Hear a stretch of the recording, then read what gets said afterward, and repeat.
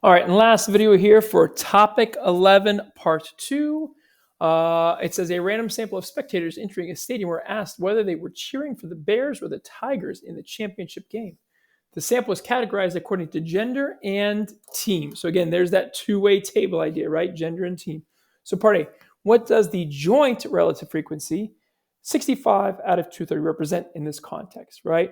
So again, this is a joint relative frequency, right? So this is an and situation. Two of the categories, a gender and a team. So if we look at this fraction here, 265 out of 230. So the 65 is right here. That is going to be the males cheering for the Tigers, right? So males cheering for the Tigers out of the grand total of 230. So out of everyone, right? So the way I would interpret it is the following. I would say there are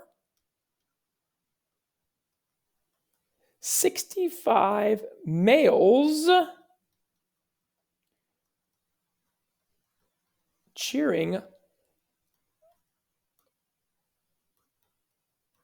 for Tigers out of a total of 230 people surveyed.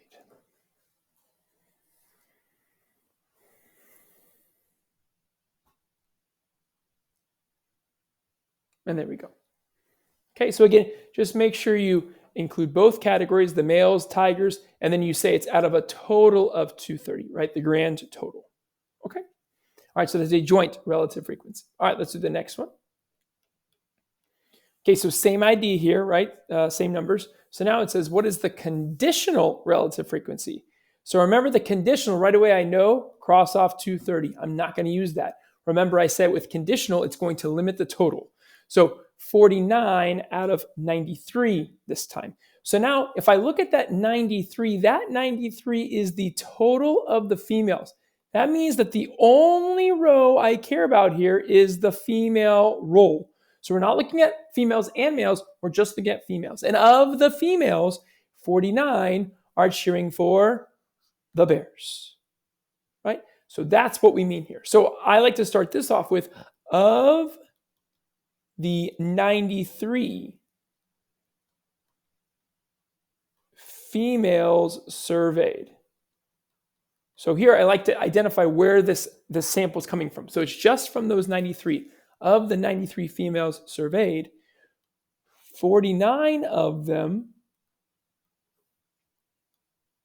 are cheering for Bears. And there we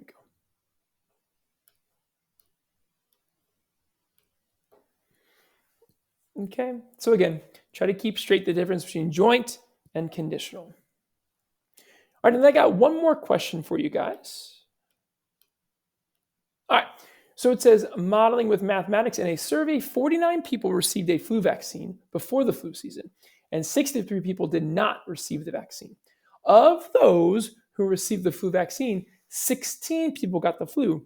Of those who did not receive the vaccine, 17 got the flu.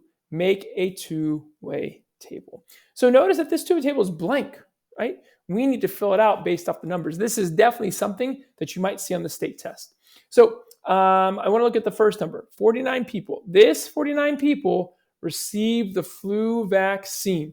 So they are the vaccinated people. They are all of the vaccinated people. So vaccinated is this top row, but we have to go all the way to the right and put the 49. That's the total number that were vaccinated, okay? And then it says 63 people did not get the vaccine. So now these are the not vaccinated, 63 total. So now I can find the grand total because in these tables, the columns and rows have to add up to the far right numbers and the bottom numbers. So if I add 49 to 63, and you can use Desmos if you need to, I get 112. 112 people were surveyed. So now I have 3 out of my 9 boxes filled in. Now, here comes the conditional part. When you see this word of, You need to think of conditional, right? Of those who received the flu. So the vaccine. So now I am looking at just these 49. So I am in this top row of those who received the flu. 16 people got the flu. That means they were sick. So of those 49, 16 were sick. So now I can find who were not sick by taking the total 49 and subtracting 16 from it. And that would be 33. So then 33 people who were vaccinated did not get sick. I'll do the same thing with the next sentence because it says, of those who did not get vaccinated. So of those who did not get vaccinated. So that's these 63. Of those 63, 17 got the flu. So of these 63, 17 got sick, which means to find this number right here below the 33, I'm going to take 63 minus 17, and that is 46. 46 did not get sick.